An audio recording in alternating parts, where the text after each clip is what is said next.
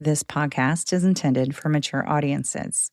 Some listeners may find the content distressing, as episodes may include discussions of violence, human trafficking, and other forms of abuse, including emotional, psychological, sexual, financial, and physical.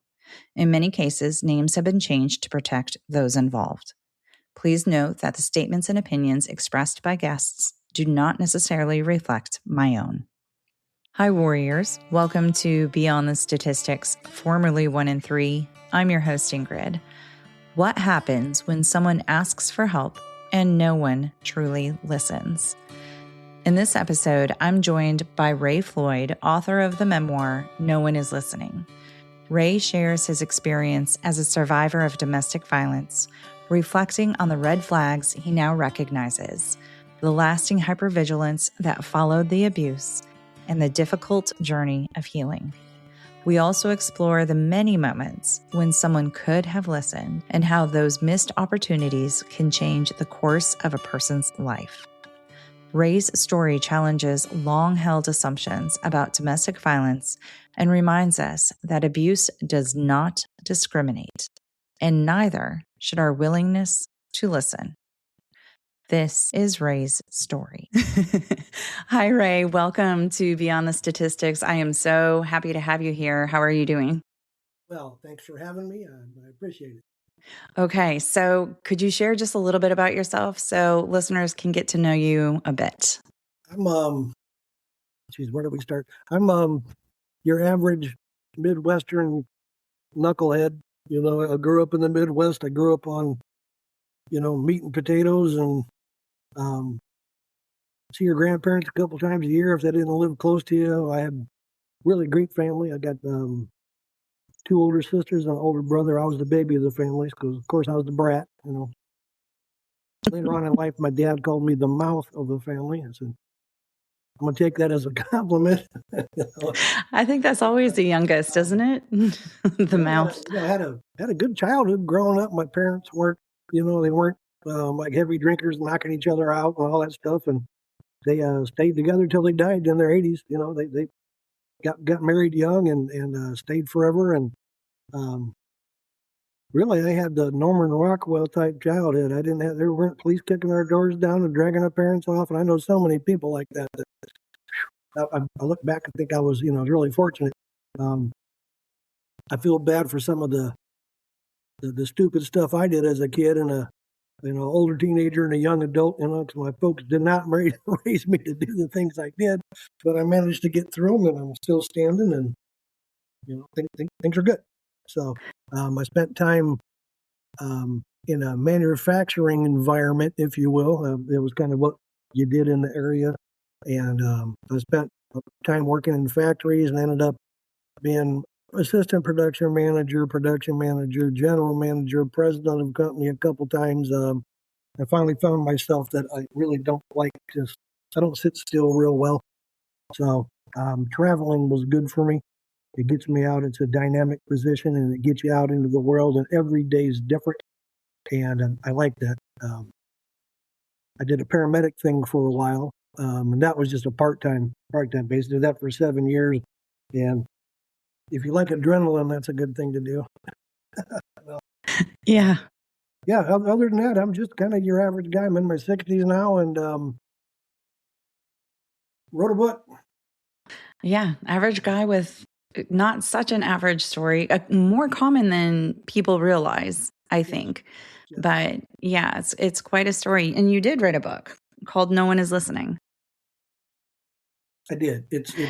I wasn't going to write a book, but I had more people that asked me what was going on, and I said, well, I've got a 3-hour story if you want to hear it. And the more people I talked to, they said, you need to write a book. I've had people tell me this would make a good movie. And I don't know about all that. I really started writing the book just to really, put it on paper and get it out of my head, if you will. Something I was going to leave the grandkids behind so they can say what happened and why. I can say, here it is. Document it while I can still remember it while I'm still young enough and get it into place. And I had a cousin who's a published author, and I sent it to her and asked her if she would read it. And she said, when are you going to publish this? And I said, I hadn't planned on it, but, I said, I was just kind of looking for your opinion. And she said, no, we need to correct a few things, change the font and, format it and things like that. But she said, this is definitely publishable and you should. It could help some people. And I never really looked at it as being a helpful tool, but the more people that have read it, I've got more phone calls and more notes and emails back that somebody says, okay, now we see that you're crazy enough to share your experiences in a book. I'll share mine also. And so I've been hearing a lot of other stories that are similar to mine. But I don't know, I was getting the book out there. I think hopefully it will help some people. Maybe not get so far into the situation where it gets as bad as mine ended up being, Maybe it'll help them see some signs and symptoms of things that will help them cut the situation off at the knees before it gets too bad. And I'm hoping that it helps some people. But if there's people that have been through it, and if they read it and they can relate to it and talk about it and get some help, I'd be happy with that. Yeah, well, I did read it. I had it on Audible and I got the hard copy because I like to take notes in books. I like to read with a pencil and take some notes in there. It is very relatable. I think that anybody who's been through a relationship like this may not say this is exactly what happened to me, but as I was reading through, I was like, "Oh, yep, there's me. That was me. That was me." Oh, yeah. And then definitely the after part. I think that so many people are going to be able to read this and identify with a lot of your feelings afterward. I want to talk about the title, No One Is Listening. You do mention it throughout the book, but was it easy to come up with that title? What was it that stood out to you that you thought this was definitely what it should be called? As I was writing the book and I was talking about the system, all the people that run the system. And I remember talking to them saying, I don't want it to happen like this. Okay, taking somebody and locking them up for a one-time thing, as horrible as it was, doesn't help that person. And it doesn't help their family. It doesn't help their children, their grandchildren, their friends. It doesn't do a thing. All it does is clears it off an attorney's desk. Gone. They wash their hands of it. There you go. They're done. That problem's out of my way. That doesn't help the person. And I beg these folks. I said, you actually have the chance to help someone. There was a horrible crime committed, and punishment needs to be there, absolutely. But this was a one-time thing, and it was because this person is mentally injured, hurt, warped, spent, whatever you want to call it. You've got the chance. I said, by all means, give her a sentence, but make it a sentence of somewhere where she'll be on lockdown. She'll have to take prescribed medications and have to work with a counselor and have to get through her problems. And they didn't do that. They said no. They said, matter of fact, they originally there was going to be a 20-year sentence, and I said that's horrible. It's a horrible thing. So they gave me the option of, okay, we'll do a 5-year deal. And I said, will she get help during those 5 years? And they said, no, the first 3 years are going to be an orange jumpsuit lockdown. She'll get help if she asks for it. I said, but there's no set programs or anything structured. They said, nope. I said, well, what happens then? And they said, well, then if she, gets through that, then she'll be out and she'll be allowed to, they said there'll be mandatory drug and alcohol screening, mandatory counseling, things like that. They said she'll wear an ankle bracelet, but ankle bracelets tell you where you've been, not where you're going, unless you've got a live GPS on you. Okay, so those are just for the record. Anybody listening, if somebody says, "Oh, that person's got an ankle bracelet on them," that doesn't do you any good. Again, all that does is that's a tool for the attorneys to say, "Well, she knows she's not supposed to go there, and now we can prove that she did."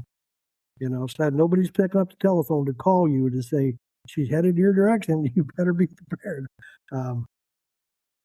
There was a case.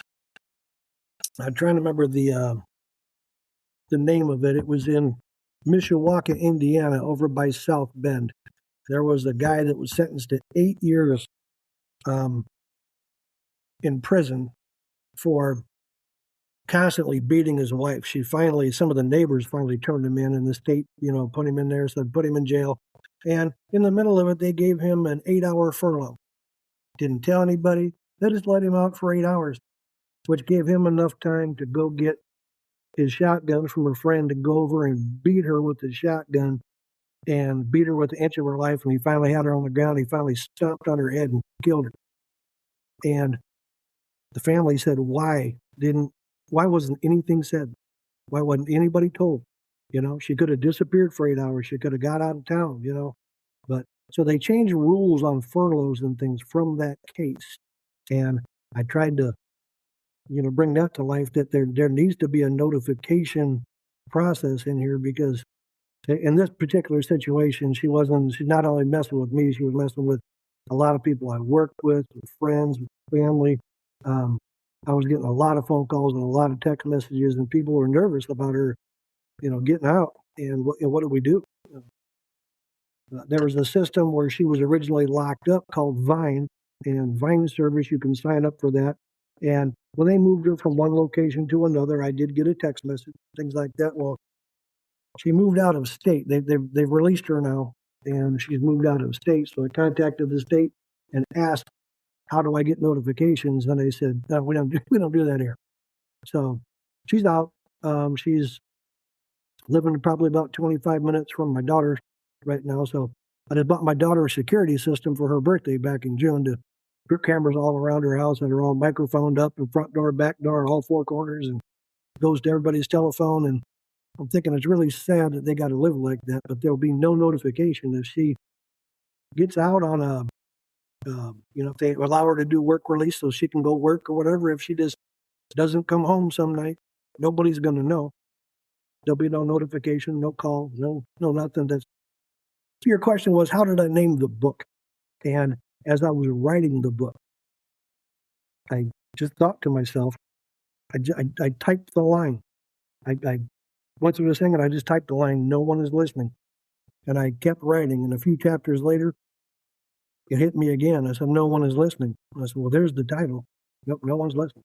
So, well, and I think, go ahead. Look at the scales of justice right there, where normally the lady's blindfolded and holding up the scales. Well, this time it's scales are on the ground. Nobody's looking at it. She's blindfolded and got her fingers stuffed in her ear because no one is listening. They're still not listening. Nobody. Right. And I think that's a very common feeling across the board, is no one is listening, because there are so many points throughout these relationships where somebody could intervene, somebody could pay attention, somebody could listen. And then definitely afterward, the bail, you actually talked about that in your book too. Her bail was set very low. Oh yeah. And I think that's either there's no bail that will be set for people. It's just a promissory note or whatever. And that story that you shared, that's not the only story where somebody has gone in with charges of domestic violence and has been released and immediately murdered their partner. Oh yeah. Yep. Especially when you get sent to jail. Now you're madder than you were to begin with. You're irritated. You're feeling abused. How come I'm in here and he's still out there? When, yeah, I look at the whole system and I have zero faith in it anymore. Zero faith.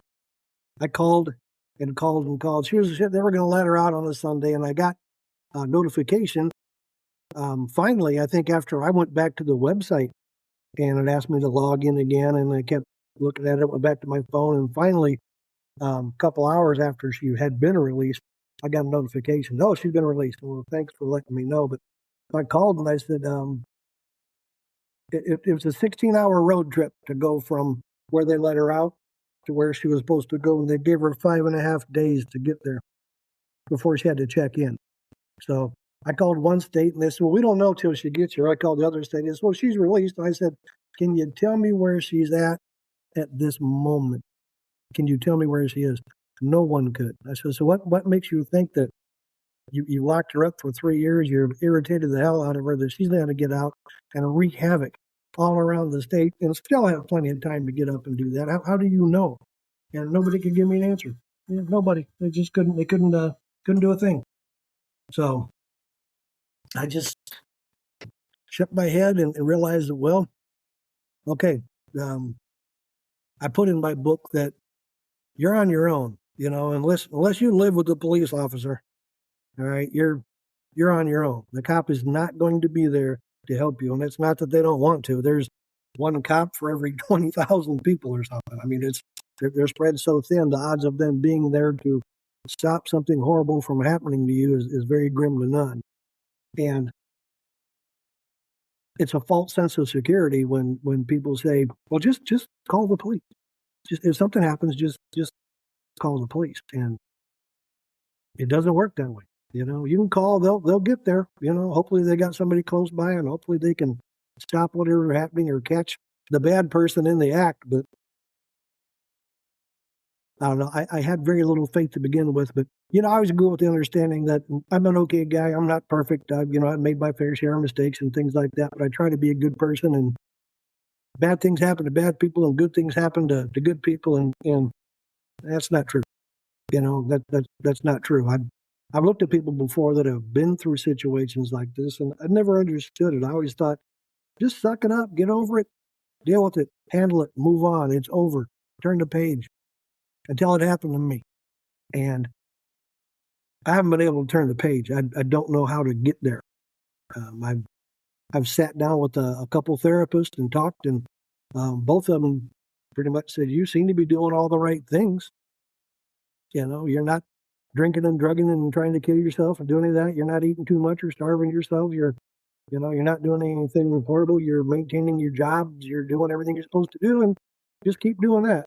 And that's okay. I appreciated hearing that, but it didn't give me any solutions. So I finally decided that I guess it's a self-help scenario. Some people get a lot out of counseling, and they have people they can go speak with, and that's great.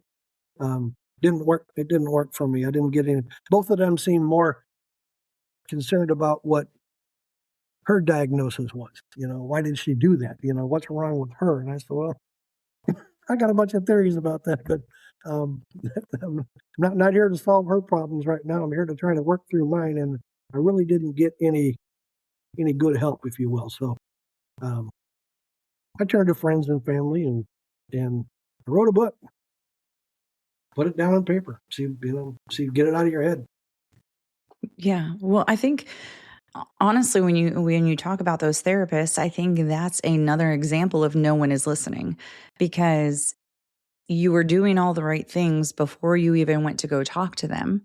And obviously the fact that you were there didn't mean they weren't hearing that everything's not okay. Right. And just I know that you and I had talked previously, and I shared that I have a great therapist, and sometimes it's just a matter of finding the right person. But no therapist should ever be concerned or on trying to diagnose somebody they're not even seeing. The person they're treating is supposed to be the person in front of them. And at one point I had even asked my therapist, well, what do you think?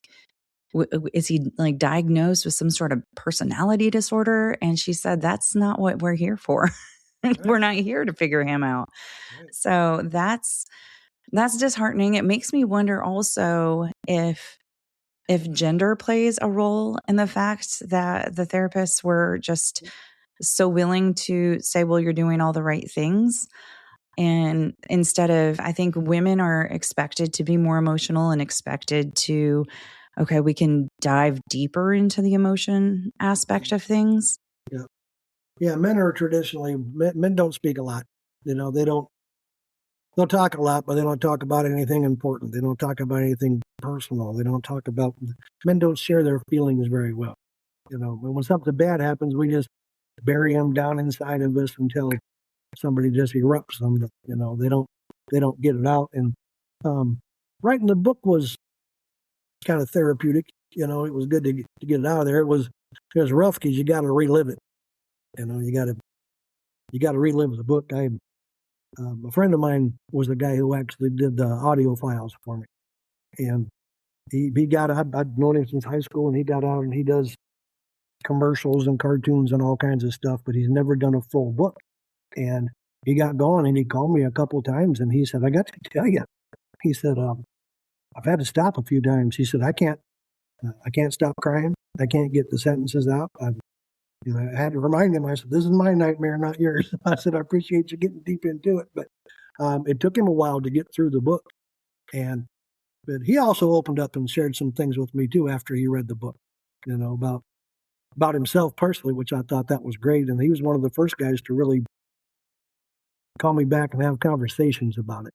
And that's been helpful. So again, I hope that the book will help people identify little things, little triggers, little signs that may make them stop and think or reanalyze. There's something to be said for holding on and make it work and work through it and make things happen. But there's also something to be said for knowing when to let go. And I think I should have let go earlier. I should have just let go and said, nope, I can't do this anymore. This is not what I'm after. But I made a promise, and when I make a promise, for better, for worse, for the whole thing, I was one to stick with it, and we'll get through this. We'll make this happen. Well, it didn't work out. It didn't work out. Part of the thing I think a lot of folks are hanging on, especially men, if you will, is they're hanging on financially. You're married now, and you got to look at where you're at in life and realize that if you pull the plug on this, half of everything you work for is gone, done. Of course, don't care what happened. It's a matter of here's two people now, and this is what these two people. This is their financial value, and you get half, and you get half. You can argue all you want, but it comes down to the fine line: is you get half, or you lose half, whatever the case might be. So, in this particular scenario, I lost my ability to retire, so I'm still working, and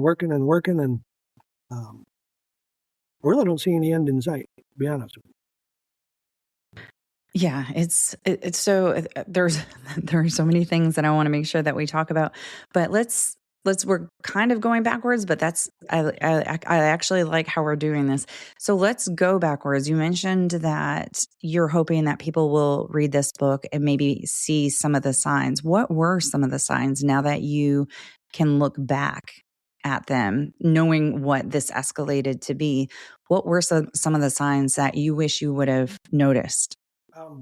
A lot of it started with she was getting very irritable about anything.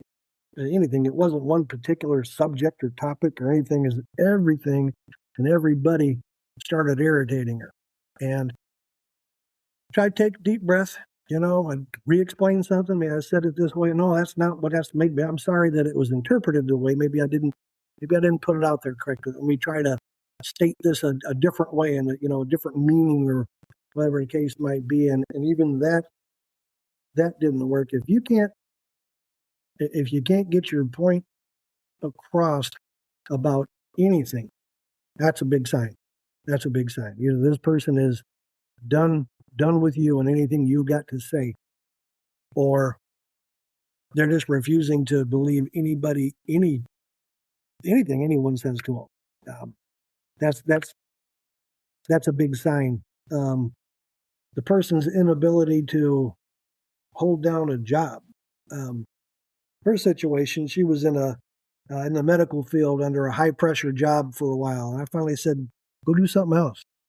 Go do something that's easy. Go do something that's not so stressful. Go do something that you might enjoy." And she couldn't figure it out. And she finally said, "Well, I'll take a chance on this." And she went and sold clothes for a while, and that seemed to be good for a little bit, just for a little bit. But then all of a sudden, everybody she worked with, there was something wrong with them. They were trying to steal her customers. They were cheating her out of this and not treating her right. And I watched her go from job to job to job. And the first couple of times that happened, I thought it was the job. Then after, 5, 6 jobs later, I realized that's not the job. It's her. It's her. communication is key, and normal behavior is key. When you see things that are just abnormal, there's people that get a job and hold it for 30 years. When you can't hold a job for any more than a few months up to maybe a year before you got to move on and do something else because the job's totally wrong, it's probably not the job. So that's just a couple examples. I don't know if there was and there's not one thing you could pinpoint to say, oh, here it is, and be able to identify it. And my oldest sister has a master's degree, and she works with negotiations, if you will, peer mediation. She gets people talking together. The courts use her quite a bit to get conflicts resolved, and she spends a lot of time with married couples just to try to get them to talk, to resolve some issues and learn how to do that. And I told her I had tried this, and she finally said, are you a trained psychologist or a psychiatrist or whatever? I said, no. And she says, you're responsible for your own mental health and no one else's. You are not responsible for their mental health. And I had to hear that from somebody that I love and trust, like my sister, for it to really hit home. And I thought, yeah, you know what? I was trying and trying and trying. I was trying to do something I don't know how to do. It's okay to ask for help. It's definitely okay to ask for help. I probably should have asked for help for her before she asked for help. When I finally got to the part where she said, I'm trying to figure this out, I'm trying to do this, and I finally said, why don't you go see a counselor? Why don't you talk about it? Well, in the long run, it was a couple counselors she didn't like. Well, I found out later they wouldn't prescribe her medication. And when she finally found some that would, then those were her favorites. So she was in search of in search of the drugs, if you will. And I think that's too bad because there were probably some good counselors that could have helped her, without the use of Xanax and those type of things. But she finally got some doctors that would prescribe her things, but they weren't following up with it. It's like, here's a handful of pills, go home and sort them out, and we'll see you in a month and let us know what worked and what didn't. And the outcome's horrible. Yeah, that's a horrible outcome. Do you know if she had any, and you mentioned work, but did she have any tumultuous previous relationships or with other family members? She started eliminating people from her life, if you will. She all of a sudden people that were always good to her, always treated her fairly, always treated her nicely. They would say something that would trigger it. Politics didn't help, at all, because a lot of her friends were on the other side of the fence. And I said, when we first got together, I told her I stopped voting a while back. I quit watching the news back in 2005. I realized how that really affected my life, not watching the news, was I quit grinding my teeth and I quit hating everybody. So it didn't change my job. It didn't change my life. It didn't change where I live, what I drove. It didn't change a thing to not vote. I'm not telling anybody don't go vote because that's your right and the whole thing. But for me, it took me out of there. I quit watching the news. I stopped voting and said, whatever's going to happen is going to happen. I'm going to focus on my life over here and my job and my family and my life, if you will. And I'm not going to pay attention to all that. And she did the same thing for a while, and she was pretty peaceful. Then she started watching the news again. And she started picking people off one by one. Off with their head. Don't want you around me anymore. I'm done with you. Don't talk to me. I'm blocking you off Facebook. I'm blocking you. I'm taking your telephone number out. These are people that she had known 20 and 30 years. And people were calling me going, what is going on? And I go, I don't know. Hang in there. I think she's salvageable. I think she'll be back. I think it's a spurt. It's an episode. It's whatever you want to call it. It's a temporary thing. And it wasn't. Again, there's quite a few signs and symptoms in there that I should have handled differently, and I didn't.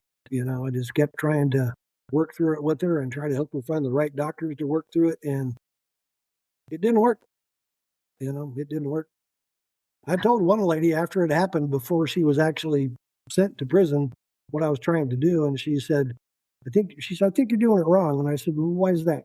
And she says, "How well did the treatment and all that work in the private sector outside of an organized thing like that?" And I said, "Well, horribly. It went, went horribly wrong." And she said, "What makes you think that um, giving her a shorter sentence and the whole thing is going to help all that? She needs to be somewhere. She needs to be locked down.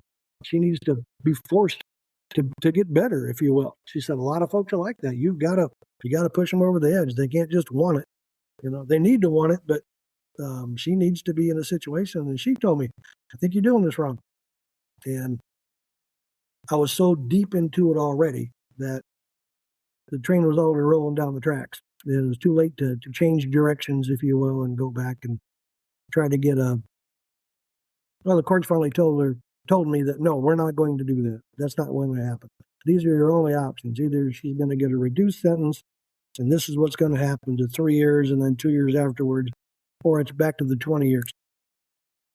They said that if you'll take the lesser sentence, that's what we're going to go with. If you won't, there's no more options for you. It's back to 20 years. So, knowing what I know now, I probably would have given them a different answer. Right. But I didn't. So, that's on me. So, okay, we don't want to give away too much of the book because we want people to read the book. But your story, what happens, escalates very quickly. You don't have a story of long lasting physical abuse and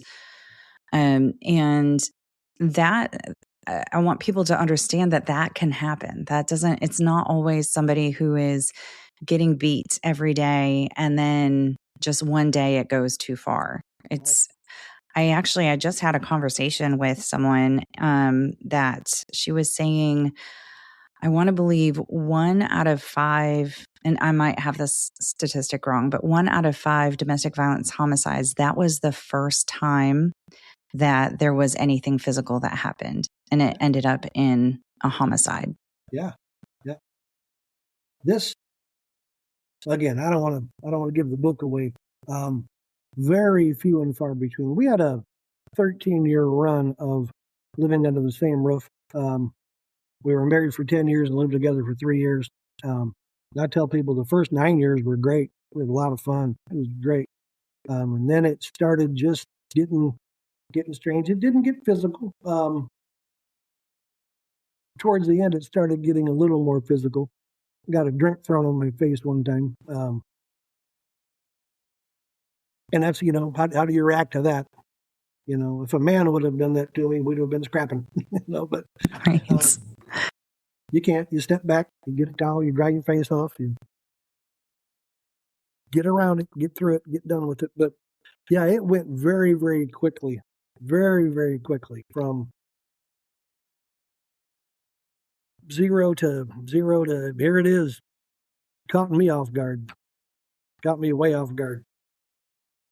Well, and then, so another thing we wanted to talk about was what happens afterward. And I think this is a really big part of our conversation, I believe, because one question that so many people ask is, why didn't you leave this relationship sooner? And one, you've already mentioned financial reasons is one that keeps people. And another one is because abuse doesn't end necessarily when the relationship ends.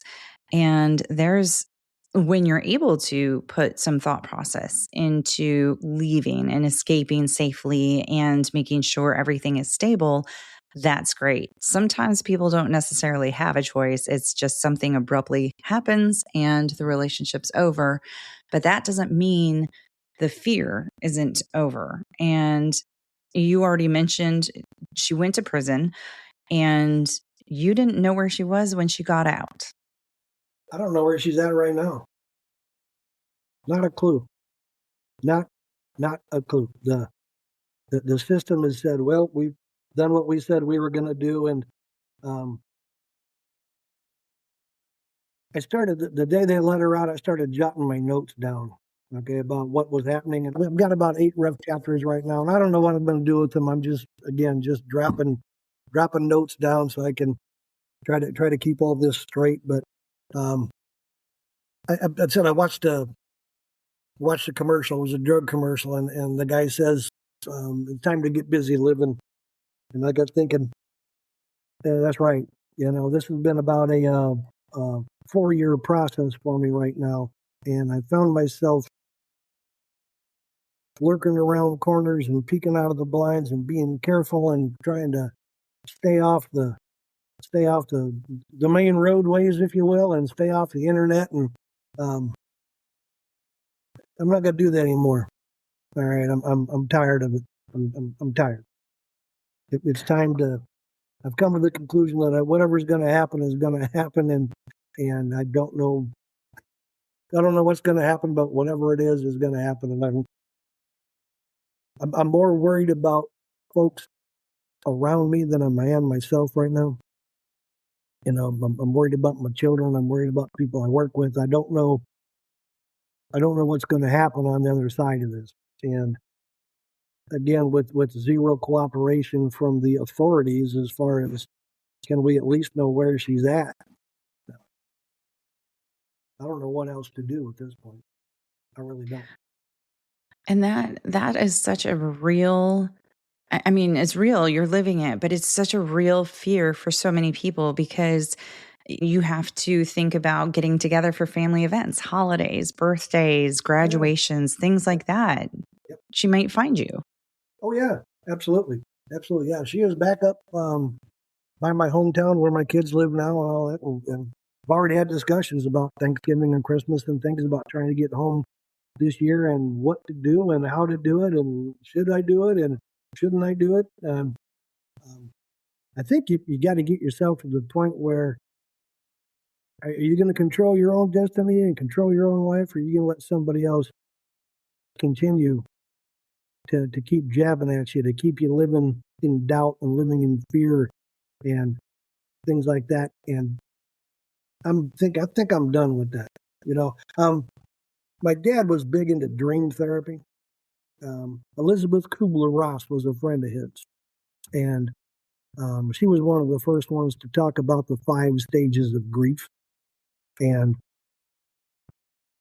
I started looking at those, thinking, I think I've run through them all. Grief's grief. Grief is grief. It's whether you've lost something somewhere along the way, and whether somebody's died, your life has changed. Whatever the case might be, you can go through these 5 stages. First one's denial. This can't be happening. Can't be happening. You're just confused. Like, look at your situation. You went through it for quite a while, and there from talking to you, I know there's times you got to be thinking to yourself, this can't be happening. It can't be. Why in the world? And then you get beyond that, and the next one is anger, and now you're pissed. Now you're pissed that this happened to you, and your life is not what you had planned. It's not what you intended it to be, and nobody ever wants to blame themselves. Did I make some mistakes? Sure. Nobody's perfect. Everybody makes mistakes along the way. You learn as you go. You get mad about it. You get mad, and then you work yourself into where you're bargaining, and either you're negotiating with God, help me through this, and we'll do this, or if I'll make this happen if you make this happen, and you start to bargain through it. And then you realize that bargaining really doesn't work. And the next one, stage 4, is depression, and I'm talking unconsolable snot bubbles out of my nose, can't catch my breath, palpable. I've never felt that before in my life, ever. Gets back to what I was saying earlier. I've told people, why don't you just get over it? Why don't you just get through it? Well, sometimes you can't, and I know that now. I didn't know that. I didn't know that 5 years ago. I know it now. So then you finally get down to it. You have to accept it. Okay, it is what it is. There's no changing it. There's no going back. There's no fixing it. There's nothing. There's nothing that can be done. And you just got to learn to accept it. Yeah, and it's. You can. I mean, definitely, I've gone through every one of those stages more than once. And it's not fair. It's a horrible thing to be able to say to somebody, but it's not fair. It's not. So many people will say, well, there's two sides to every story. Not necessarily, though. There may be little subtle fluctuations in, was this verbatim or whatever, but in these circumstances, there's not two sides to every story. There is a bad guy and there is a good guy. The good guy may not be a pristine person. However, there's one person who is inflicting this horror on another, and it's not warranted. It's not, you didn't do something to deserve it. I didn't do something to deserve it. Other people have not done something to deserve it. It's just, these are just inherently bad people. Some have mental disorders, some have personality disorders, but regardless, they're just bad. And it's a sucky thing to realize that, yeah, you really can't do anything about it. And other than learn how to live with these consequences while they may be out there with no consequences. Right. She served her time, but now she's free, right? Yeah, now she's supposed to be in a lockdown situation, if you will. I don't want to go into all the gory details about it, but she's supposed to be. She had to check herself back in with the authorities and meet a probation officer, and I think she's supposed to get a job. Well, one person said she's required to get a job. The other person said no, that wouldn't be allowed. So yeah, that's conflicting stories. I don't know. I couldn't get a straight answer out of anybody. But they did say that it is going to be mandatory drug and alcohol screening and mandatory counseling, which makes me feel a little bit better. But if you read the book, you'll understand why I really have my doubts about that, as well. I have a lot of doubts about that. I think drugs and alcohol, I think, can exacerbate a problem that's already there. But I think so many people like to blame drugs and alcohol as that's the reason why these people have acted the way they have. Right. And that's not the case. The more I learned about her as the years went by, I blame her parents. All right. I think she was raised by wolves. And I think there's something deeply, deeply ingrained. There's something deeply off in there. And I don't know what happened between her and her parents. And I don't know, but there's something happened there. Something. And that's a deep flaw within there. And you're right. You start throwing drugs and alcohol on top of that, and it just multiplies it and makes it so much worse than it ever needed to be. But I had somebody say, you're talking about good guys and bad guys, and I had one person say, well, it's like you're doing your sentence but committed no crime. Yep. That'd be a great line for a song right there. Right? It hit home. It hit home. I thought, yeah, right now I've had to change my life and everything about it. I mean, everything about it. Where I was at, where I live, what I own, everything. My life has completely changed from being the guy I was with people around me and where I'm at to now I'm in a different location. I'm living alone with my cat and my dog. And I can sit back and feel sorry for myself. And I probably do a little bit, but I also tell myself this is temporary. It's temporary. This thing's going to come to a head sometime. I think it'll be later than sooner. I don't think this thing's going to just go away. I think it's going to die down. It's going to be forgotten about, and then it's going to blow up and it's going to finish. That's my prediction for it. So, well, and honestly, you're going to be the expert on this. Do you know what I mean? Like you know her better than anyone, and you've lived this. I always say, whoever's on the receiving end, whatever their gut is telling them is accurate. If they feel they are in danger, they are 100% in danger because you know. Oh yeah. When the hair stands up on the back of your neck, you're supposed to pay attention to it. Yeah, you really are. Did you know when something was coming at you? I did. I knew it for a couple months ahead of time. I knew something bad was on the horizon. And actually, the morning of, I knew it was going to happen that day. I actually remember looking at my watch. It was 9 o'clock in the morning, and I made notation 9 o'clock in the morning, and I know it's going to be today. Wow. Yeah.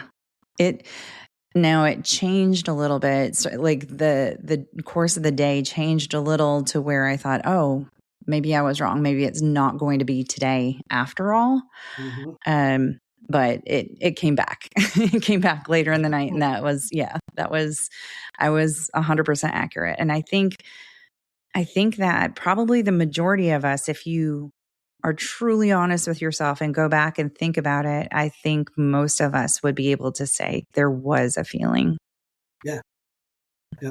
And my situation being of the male species, there's shelters set up for people and things like that, but I am way too bullheaded, way too proud, way too whatever you want to call it to go put myself in the shelter because I'm afraid of somebody. All right. Because well, granted, I never thought that my situation would get to the situation it got to. Never. I'd have lost that bet. I'd have bet the farm on it, and I would have lost it because nope. There's so many people that I called and said, I want to tell you what's happened, and people have said, I got to call you back. They call me back a half hour later, and I said, I can't wrap my head around this. You're kidding me. Are you sure? I said, oh, yeah, I'm sure. Yeah, I know. I know. I remember the one lady from the court system said, well, she did this and this. And I said, I know, I was there. There's one person that remembers, it's me. I think if you got, a woman with children or, whatever the case might be, and it's getting ugly, they set places like that up to get out. It's not perfect, but there's an option to go to. I walked out. I ran out, I crawled out, and had no idea where to go or what to do. Not a clue. Not a clue.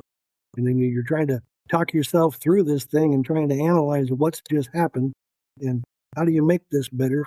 How do you fix this? My parents raised me to fix things. Just fix it. And they say everything's repairable.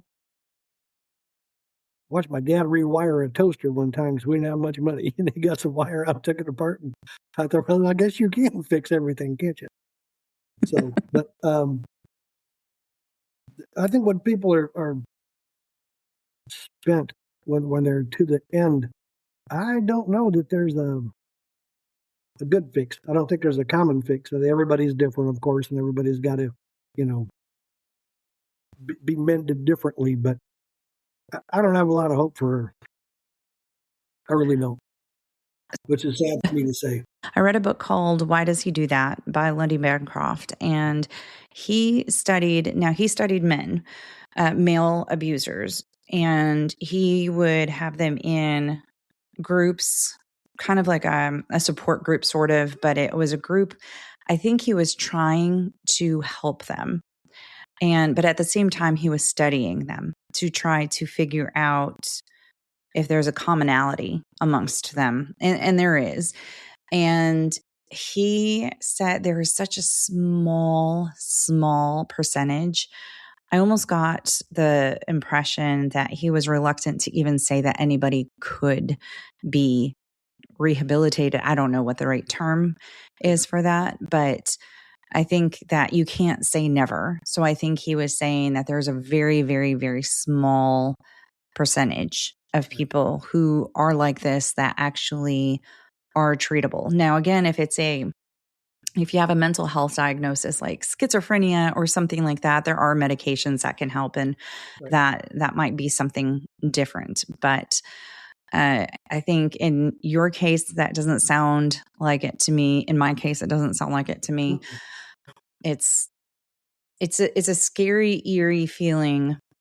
I think this was another thing that you and I talked about before, is that there's not really rest for so many of us with going through what we went through. If that person, even when they're in prison, it doesn't mean you're safe. No, it sure And doesn't. right. And you had a valid physical threat even while she was in prison. Oh, yeah. Yes, I've had, yeah, I've had multiple warnings from multiple people about be careful, be cognizant of your surroundings. And you're right. You don't sleep. You don't, it's, it's on your mind constantly. It doesn't leave. I mean, you distract yourself from it for a little while, but it's always back there again. I think that's what's really been bothering me lately. That's why, again, why I'm hoping that more people will read this book so they don't have to get to the point where they're sitting somewhere by themselves being leery of the world. I think the world's a great place. I mean, there's great people in it. I love watching the sunrise and the sunset and looking at oceans and going for boat rides and just go live life. Just do the whole thing. And since this happened, um, I've made myself get up every morning and we'll watch the sun come up. And I thank God I'm still here, and I thank God another day. I hope I don't screw it up too bad. But it's always in the back of your mind. It's always there. Walking on the beach, had a guy walk up to me, hold his hand up in the air, and I'm thinking, "Uh-oh, what's this?" And come to find out, well, I had my Cubs hat on, my Chicago Cubs hat, and he was a Cubs fan, so he was coming up high fiving me because they had just, swept their division and the whole thing. I was like, wow, But for that split second, I'd stop walking, look at this guy to analyze him real quick. What are you doing? Why are you coming up to me like this? And I've never been like that, ever. But now I'm leery. It has changed me not only physically but mentally. Um, I didn't Yeah. ask for that. No. I didn't ask for any of that. So again, hopefully this will help somebody. I think so. And I think that whoever's listening, I want them to understand too that this is your story got to a very high level. And it doesn't mean that whatever happens has to get to this extreme level. You can have whatever abuse is happening, that can still leave you with these same feelings. It will still take you through all of those stages of grief and denial and anger. You can still have this hypervigilance where you're walking around looking behind your back all the time, taking extra precautions. And another thing is your body never forgets. Your brain may suppress things. So something might happen that never bothered you before that now suddenly it's this trigger. You start to have this physical reaction to something. Yeah. Knowing what you know now, after you've been through what you've been through and knowing more about the person and the whole thing, would you have done things differently? I would say, In hindsight's 2020, but right. would you have done things differently? Would you have left sooner? Would you have asked for help sooner? Would you have done any of those things? I am still convinced to this day that if I would have done things differently, which I never involved police, I never filed a report. I think that if I would have done any of those things, somebody would not be here today, either me or him. Okay. And I am convinced of that. I think that there was at one point I would have definitely been granted a protection order. I think he would have walked right through that protection order. Um, Now I would have realized what these red flags that is identified now, which is fantastic. That's one thing I will say I love about the younger generations coming forward and their use of social media in ways of informing each other of what these behaviors are that are not okay. And I wish I would have been aware. I wish somebody would have told me, hey, these are red flags. These are things that are you need to keep an eye out for, because it's not blatant. It's not like he was screaming at me or anything. It was just little tiny subtle pieces of control over the years. And I think I wish now, if I knew now what I did then, the relationship would have ended right probably when it was starting. Yes. Yes. There's a line in the song, Bob Seger, wish I didn't know now what I didn't know then. And that hits home quite a bit, because you're right. There's not one set of circumstances that will point exactly, this is exactly what's going to happen, and this is how to handle it. All of a sudden, it's there. It rears its ugly head right in front of you, and you're forced to make some really quick, snap decisions that you had never planned on for your life. It's not a paramedic thing for 7 years, but they run you through training, and this might happen, or this might happen, or this might happen, and you learn it all through the books and through classes or training, but you don't get it until you're out there and it presents itself in front of you. But at least you've been given some guidelines on how to handle it and what to do. And when you get into a domestic violence situation that you are not prepared for and not ready to handle, or didn't see it coming, you don't know what to do. I mean, you really don't know what to do and how to handle it. And the fact that both of us are sitting here on this thing right now, able to talk, pretty good thing. That's a pretty good thing. That's God watching out right there. And okay, we give you another chance. Yeah. And what are you going to do with that other chance? And here we are. Hopefully our next chance is helping someone.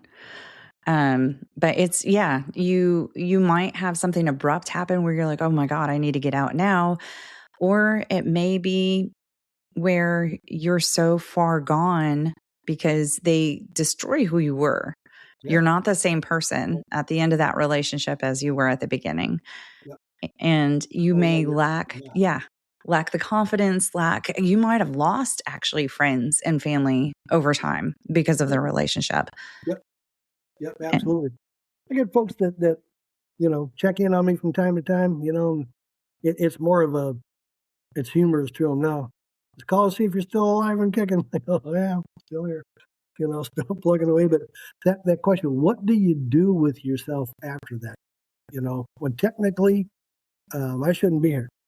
All right, I shouldn't be standing here. I just still, for the life of me, can't figure out why I am, and I'm not sure what I'm supposed to do with it yet.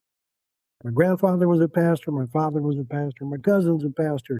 I ended up being the bartender, which is similar in ways. But I don't know.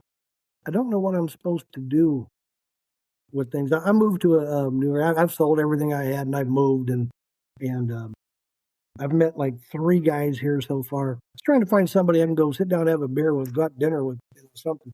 But all 3 guys want to drag me to church, and I'm glad people have churches, and I'm glad they're there, and some people that works for them. I was raised up in an environment where you got to be went to church. But I finally told the last guy, I said, I really appreciate what you're trying to do for me. I really do. But right now, sitting around reading Bible verses, holding hands with 12 guys singing Kumbaya is not what I need. I don't know what I need, but that's not it. Thanks for asking. I appreciate it. But I don't think that's going to be much help for me. And I said, I'm really glad that they're out there, and a lot of people find refuge and they find answers and things like that. But I haven't been able to look at that as something that's going to be helpful to me. So I don't know. I don't know what the answers are. I think I'm going to finish checking out the second book. I've got some ideas, and as they come to my head, I'm taking notes, and I think I'm going to work on that. And if I'm still around by the time it's released, then we'll see. So, yeah. Okay. Well, so if anybody, where can people get your book, and how is there any way that they can keep tabs on when the second book will come out? I went ahead and published with Amazon, so it's on Amazon.com. There's a hardback version, there's a paperback version, there's like a Kindle version, and now the Audible is out also. So there's 4 ways to get it. There's other places. There's Barnes and Nobles has it. I think online, I think you can get it with Target or whoever the case might be there. But 98% of the books that have been sold, and I haven't sold a whole lot of copies yet. I think I've sold like 180 copies. I've got over 50 5-star reviews, so I think it's must not be too bad from a guy who had no idea what I was doing. Not no clue. I'll jump in and say, I need to go ahead and put a review up, but I did read your book. I've read lots of books. I've had quite a few people on who have written books, and I tried to read everyone's. Your book was very easy to read. I would have probably finished it in one sitting if I didn't have kids constantly talking to me. But I finished it very, very quickly. It's very easy to read. I suppose it could be triggering for some individuals, but I don't think it's not such an in your face kind of book where it's difficult to read. I have had some books where I couldn't finish right away, that I've had to set down and come back because there's just so much detail, like gory detail to what happened. But this was definitely, I think, a very, very good book. I would highly recommend it to anybody. And I'm looking forward to the sequel. Any ideas on how long it's going to take? No. I don't know. I've started it and stopped it and started and stopped it. And I need to be able to just, it's a matter of attitude. You sit down and some nights it's there and it's just coming out. The other nights I sit down and I go, no, I don't want to talk about this right now. I'll go watch something on TV. You have to get away from it sometimes, right? Yeah, you really do. Otherwise, it'll just consume you. And I don't know. I would tell anybody that's listening to this that, please buy a copy of the book. It's 3 hours of your life you'll never get back. It's a quick read. I've had some good reviews. I've had people in the reviews say it's kind of like we're sitting around a campfire talking. And yes, I want to keep life simple and keep life easy. But also, if you do, please go back and write a review. I've never talked about publishing a book before. And I finally said, how do you get your book into the mainstream? And they said, well, unless Oprah picks it up and loves it and tells everybody, the only way you're going to get there is to hire a publicist at $10,000 a month. That's not going to happen. All right. Or they said, just keep getting good, strong reviews on the book. And with time, people will find it and they'll share it with another and share it with another and share it with another. And I said, well, that'd be great. I never thought I'd really draw any income off this book, but I'd like to get it out there for as many people as good and see where it goes. And then we'll just we'll see how this whole thing plays out with the sequel to it and see what comes from there. Okay. Well, I'm going to wrap things up. Is there any words of encouragement or wisdom that you would like to leave as a lasting impression with our listeners? I'm a music buff. I'm a lyric buff. I've learned a lot from that. And there's a line from Fleetwood Mac from Landslide that says, I've been afraid of changing because I built my life around you. But time makes you bolder and children get older and I'm getting older too. If you're in a situation, you don't know how to change. But if you're in a bad situation, an abusive situation, whether it's physical or mental or whatever, get out of it. Get out. Make the change. Do it. Just make the change. Scary as hell. Terrifying. Make the change. That would be if I had to do things all over again, I'd have done things differently. But I appreciate you having me. I appreciate you coming on, Ray. Thank you so much. Thank you so much. Take care. You too. Thank you again for joining me today, Ray, and thank you, warriors, for listening. You can find the Amazon link to purchase Ray's book, as well as his Beyond the Statistics profile in the show notes. I will be back next week with another episode for you. Until then, stay strong, and wherever you are in your journey, always remember, you are not alone. To learn more, explore episode resources, browse the collections, or register as a guest, visit beyondthestatisticspodcast.com. If today's episode meant something to you, please share it with someone who may need it. Don't forget to subscribe, leave a review, and follow Beyond the Statistics on social media. Beyond the Statistics is a .5 Pinoy production. Music written and performed by Tim Crow.